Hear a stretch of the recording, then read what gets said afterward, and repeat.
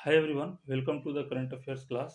और आज का वीडियो जो है इसमें करंट अफेयर्स, चूँकि हम लोगों का क्लास जो होता है करंट अफेयर्स पर बेस्ड होता है, तो आज के करंट अफेयर्स में कुछ ऐसे क्वेश्चन हैं जो आपके एग्ज़ाम के दृष्टिकोण से सेलेक्ट किए गए हैं। और ये सारे क्वेश्चन जो हैं इनका व्याख्या भी दिया गया है और सारे क्वेश्चन आपके एग्ज़ाम के दृष्टिकोण से है।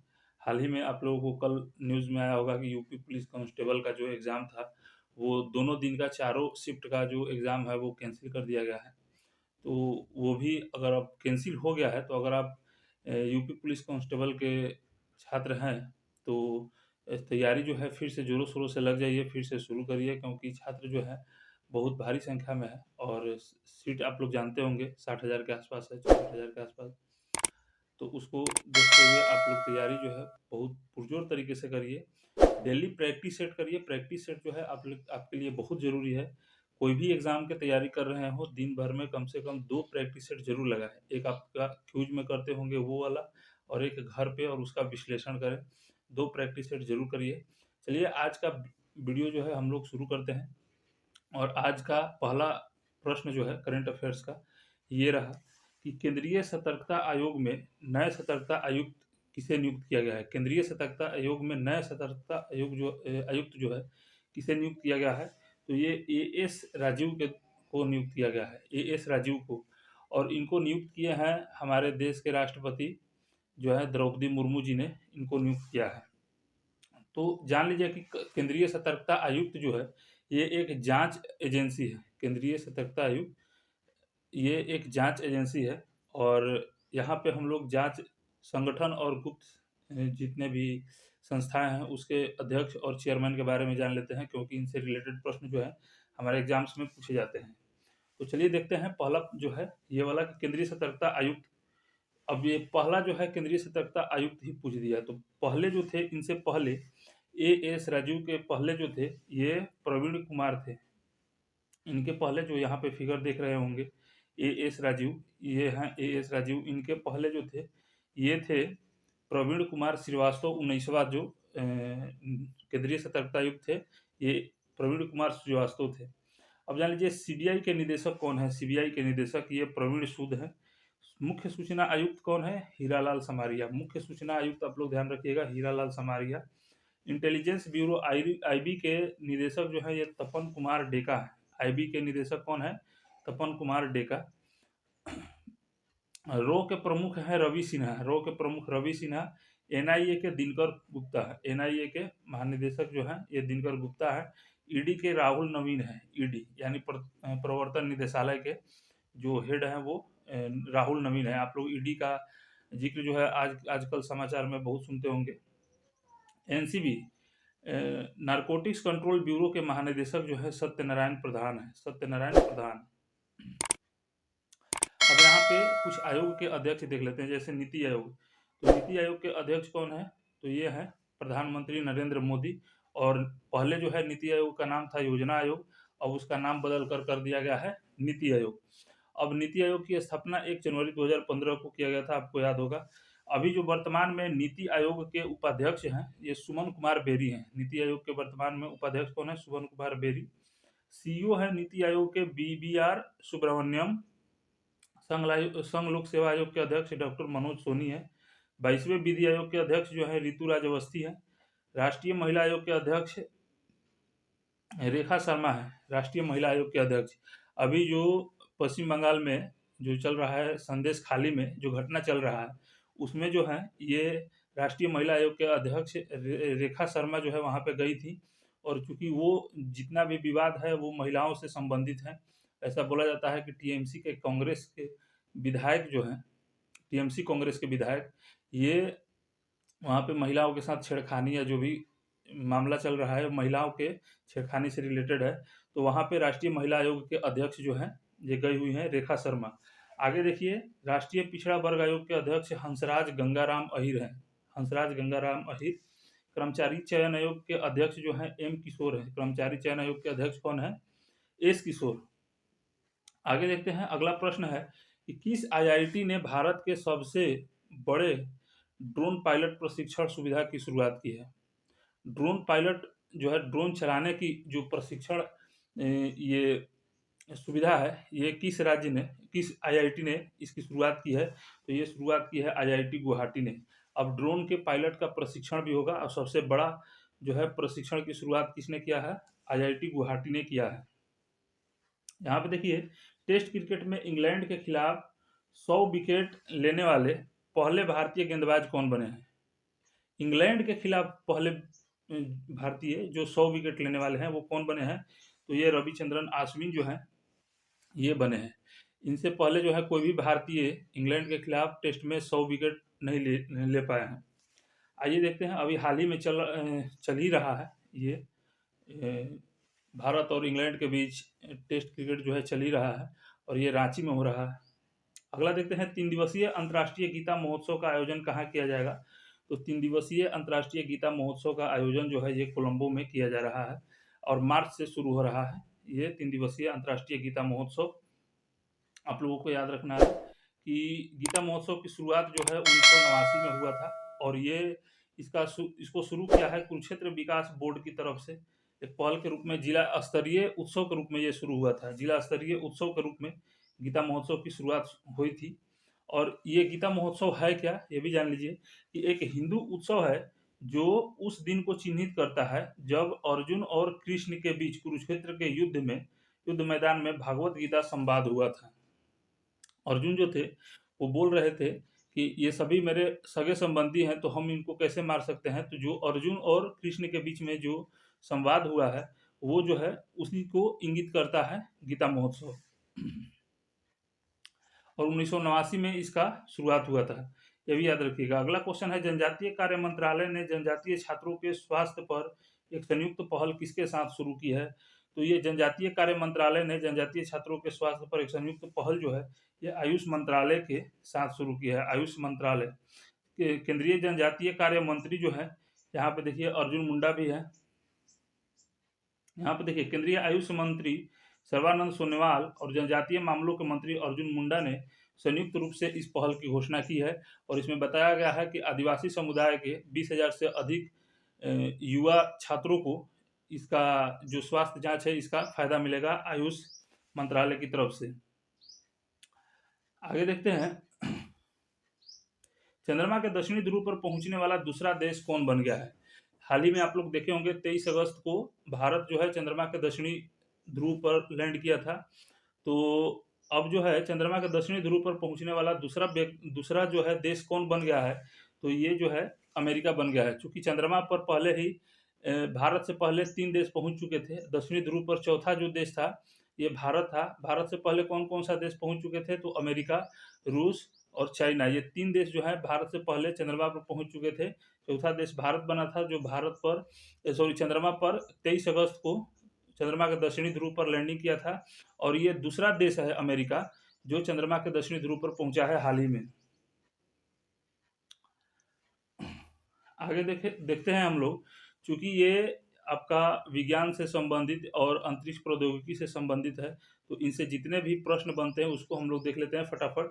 कि जापान ने चंद्र लैंडर स्लिम ले जाने वाला H2A रॉकेट लॉन्च किया है। चंद्र लैंडर स्लिम ले जाने वाला H2A रॉकेट लॉन्च किया है। और चीन ने ब्रह्मांडीय घटनाओं को निरीक्षण करने के लिए कमल के आकार का सैटेलाइट आइंस्टीन प्रोब लॉन्च किया है। कमल के आकार का सैटेलाइट आइंस्टीन प्रोब लॉन्च किया है। भारत का पहला सोलर मिशन आदित्य L1 6 जनवरी 2024 को अपने लक्ष्य पर पहुंच गया है, जिसे पृथ्वी से लगभग 15 लाख किलोमीटर दूर लैग्रेंज पॉइंट के आसपास स्थापित किया गया है। लैग्रेंज पॉइंट वो क्षेत्र होता है जहां पर पृथ्वी का गुरुत्वाकर्षण और ये सूर्य का गुरुत्वाकर्षण जहां पर एकदम शून्य हो उसको लैग्रेंज पॉइंट बोला जाता है। अब ये जान लीजिए कि आदित्य L1 को प्रक्षेपित किया गया था। जो चंद्रयान 3 जब लैंड किया था चंद्रमा के दक्षिणी ध्रुव पर उसके 1 सप्ताह बाद ही, मतलब कि 23 अगस्त को ये लैंड किया था चंद्रयान 3 और 1 सितंबर या 2 सितंबर को ये आदित्य L1 को प्रक्षेपित किया गया था। अगला देखते हैं, चीन और मिस्र ने मिस्रसैट 2 उपग्रह का प्रक्षेपण किया है। मिस्रसैट 2 उपग्रह का प्रक्षेपण किसने किया है? चीन और मिस्र ने। इसरो ने 1 जनवरी 2024 को PSLV C58 से देश का पहला X-ray polarimetry satellite Satish Dhawan अंतरिक्ष सेंटर से लॉन्च किया है सतीश धवन स्पेस सेंटर से। अगला देखते हैं कि इसरो ने GSLV F-15 के जरिए नवग्रह उपग्रह NVS-01 लॉन्च किया है। नौवहन उपग्रह जो है NVS-01 लॉन्च किया है किसने? इसरो ने। अगला है भारत सिंगापुर के धरती अवलोकन उपग्रह टेलियोस 2 को लॉन्च करेगा। भारत सिंगापुर के धरती अवलोकन उपग्रह टेलियोस 2 लॉन्च करेगा। अगला है यूरोपीय अंतरिक्ष एजेंसी ने बृहस्पति के चंद्रमा पर जीवन की खोज के लिए अपना जूस मिशन लॉन्च किया है। जूस मिशन जो है ये यूरोपीय अंतरिक्ष एजेंसी ने लॉन्च किया है और ये बृहस्पति के चंद्रमाओं पर जीवन की खोज के लिए लॉन्च किया गया है। अगला है चीन की लैंड स्पेस कंपनी ने मीथेन लिक्विड ऑक्सीजन संचालित रॉकेट लॉन्च किया है। ऐसा करने वाली दुनिया की पहली कंपनी बन गई है। चीन की लैंड स्पेस कंपनी है और इसने मीथेन लिक्विड ऑक्सीजन संचालित रॉकेट लॉन्च किया है और मीथेन लिक्विड ऑक्सीजन संचालित रॉकेट लॉन्च करने वाला दुनिया का पहला जो है ये कंपनी बन गया है लैंड स्पेस। अगला है IN स्पेस ने स्पेस टेक स्टार्टअप के लिए सीड फंड योजना की शुरुआत की है। सीड फंड योजना की शुरुआत किसने की है? तो IN स्पेस ने स्पेस टेक स्टार्टअप के लिए किया है। अगला है 21 अक्टूबर को इसरो ने श्रीहरिकोटा स्थित सतीश धवन अंतरिक्ष केंद्र से गगनयान के क्रू मॉड्यूल को बाहुबली रॉकेट GSLV मार्क 3 द्वारा सफलतापूर्वक लॉन्च के बाद बंगाल की खाड़ी में लैंड कराया। अब ये जो है आप लोग ये भी याद रखिएगा कि श्रीहरिकोटा सतीश धवन अंतरिक्ष केंद्र कहाँ है? श्रीहरिकोटा में है। और गगनयान जो है 2024 में शुक्र के अवलोकन के लिए छोड़ा जाने वाला था। ये गगनयान अभी छोड़ा जाएगा। अगला जो है नासा पार्कर सोलर प्रोब सबसे तेज मानव निर्मित वस्तु बन गया है। नासा पार्कर सोलर प्रोब सबसे तेज मानव निर्मित वस्तु बन गया है। अगला भारत ने 2040 तक चंद्रमा पर अंतरिक्ष यात्री भेजने का लक्ष्य रखा है। 2040 तक भारत जो है चंद्रमा पर अंतरिक्ष यात्री भेजेगा। अगला है नासा ने ओसिरिस रेक्स मिशन द्वारा क्षुद्र ग्रह वेनु का नमूना पृथ्वी पर उतारा। अगला इसरो ने सूर्य अध्ययन के लिए पहले सूर्य मिशन आदित्य L1 को श्रीहरिकोटा के सतीश धवन अंतरिक्ष केंद्र से लॉन्च किया है। अगला है चंद्रयान 3 के प्रज्ञान रोवर ने चांद पर सल्फर की मौजूदगी की पुष्टि की है। तो जो चंद्रयान 3 था और चंद्रयान 3 का प्रज्ञान रोवर था, इसने चंद्रमा पर ऐसा संकेत दिया है कि चंद्रमा पर सल्फर मौजूद है। अगला है जापान ने मूल स्नाइपर को H-2A रॉकेट पर लॉन्च किया है। जापान ने मूल स्नाइपर को H-2A रॉकेट पर लॉन्च किया है। अगला है 23 अगस्त 2023 को शाम के 6:04 पर चंद्रमा की सफल लैंडिंग जो है लैंडिंग के साथ भारत चंद्रमा के दक्षिणी ध्रुव पर ये उतरने वाला पहला देश बन गया था। तो 23 अगस्त को शाम के 6:04 पर ये चंद्रमा का भारत का चंद्रयान 3 जो है चंद्रमा पर लैंड किया था। अगला है 10 अगस्त 2023 को वेस्तोचन कॉस्मोड्रोम से सायुज 2.1B रॉकेट से भेजा गया रूस का लूना 25 अंतरिक्षयान चंद्रमा से टकराकर क्रैश हो गया। तो जब चंद्रयान 3 छोड़ा गया था उसी समय पर लूना 25 जो भी छोड़ा गया था और ये चंद्रमा से टकराकर क्रैश हो गया था। आप लोग सुने होंगे, तो इसको याद रखिएगा। लूना 25 जो है ये रूस का अंतरिक्षयान है। चंद्रयान 3 के लैंडिंग की जगह को अब शिव शक्ति के नाम से जाना जाता है और जहां पर इम्पैक्ट हुआ था उसे तिरंगा पॉइंट कहा जाएगा। यह भी जो है पॉइंट आपके लिए आपके एग्जाम के लिए इंपॉर्टेंट रहने वाला है। इसरो ने PSLV-3 C-56 रॉकेट से 7 सिंगापुर उपग्रहों को लॉन्च किया है। PSLV-3 C-56 रॉकेट से 7 सिंगापुर उपग्रह को लॉन्च किया है। किसने? इसरो ने। अगला है स्पेस एक्स ने सबसे बड़ा निजी संचार उपग्रह जुपिटर 3 लॉन्च किया है। जुपिटर 3। अगला है सूर्य के अध्ययन के लिए इसरो द्वारा आदित्य L1 मिशन को सितंबर में लॉन्च किया जाएगा। तो ये लॉन्च किया जाएगा नहीं, लॉन्च किया गया है सितंबर में आदित्य L1 को 2023 में ही। सूर्य के अध्ययन के लिए इसरो द्वारा आदित्य L1 मिशन को लॉन्च किया गया है। दुनिया का पहला 3D आंध्र प्रदेश के श्रीहरिकोटा से लॉन्च होगा। 3D रॉकेट आंध्र प्रदेश के श्रीहरिकोटा से। अगला है वर्जिन गैलेक्टिक ने अंतरिक्ष में पहला मानवयुक्त मिशन जो है पूरा किया है वर्जिन गैलेक्टिक ने अंतरिक्ष में पहला मानव युक्त मिशन जो है पूरा किया है। अगला है 14 जुलाई 2023 को भारत का तीसरा मून मिशन चंद्रयान 3 को LMB-3M4 श्रीहरिकोटा से इसरो द्वारा लॉन्च किया गया। तो ये 14 जुलाई 2023 को चंद्रयान 3 जो है लॉन्च किया गया था और 23 अगस्त को चंद्रमा के दक्षिणी ध्रुव पर पहुंचा था। आइए अब हम देखते हैं अगला प्रश्न। ये सारे टॉपिक जो है विज्ञान एवं प्रौद्योगिकी से जितने भी थे हम लोग पढ़े थे, चंद्रयान 3 से रिलेटेड हो या सूर्य के अध्ययन से रिलेटेड हो, सतीश धवन अंतरिक्ष केंद्र हो, या ये सारे जितने भी प्रश्न बन रहे थे, ये सारे जो है आपके एग्जाम के लिए टू द पॉइंट इंपॉर्टेंट है। तो इसको आप लोग एक दो बार बैक करके और रिपीट करके देख लीजिएगा। और अगर मेरा आवाज़ जो है थोड़ा स्लो आ रहा होगा, मतलब बोलने का स्पीड जो है थोड़ा सा स्लो होगा, तो वहाँ पे सेटिंग में जाके, यहाँ पे होगा कॉर्नर में, और सेटिंग में जाके आप लोग क्या करिए कि वहाँ से स्पीड थोड़ा सा बढ़ा दीजिए, 1.25 कर दीजिए, 1.50 कर दीजिए, और उसके बाद देखिएगा। अगला प्रश्न देखते हैं हम लोग। त्रिपक्षीय अभ्यास दोस्ती 16 किस देश में शुरू हुआ है? त्रिपक्षीय अभ्यास दोस्ती 16 जो है ये किस देश में शुरू हुआ है? तो ये श्रीलंका में शुरू हुआ है, त्रिपक्षीय अभ्यास दोस्ती 16। अब चूंकि ये, अच्छा एक चीज और जान लीजिए कि त्रिपक्षीय अभ्यास दोस्ती 16 जो है ये श्रीलंका, मालदीव और म्यांमार का बीच संयुक्त जो है ये अभ्यास है, त्रिपक्षीय अभ्यास है, 3 देशों का अभ्यास है। और यहाँ पे देख लेते हैं हम लोग, चूंकि सैन्य अभ्यास की बात हो रहा है तो कुछ सैन्य अभ्यास के बारे में जान ले रहे हैं। सदा तकनीक सैन्य अभ्यास जो है भारत और सऊदी अरब के बीच है। डिजर्ट साइक्लोन जो है भारत यूएई के बीच है। अभ्यास अयुत्या भारत थाईलैंड के बीच है।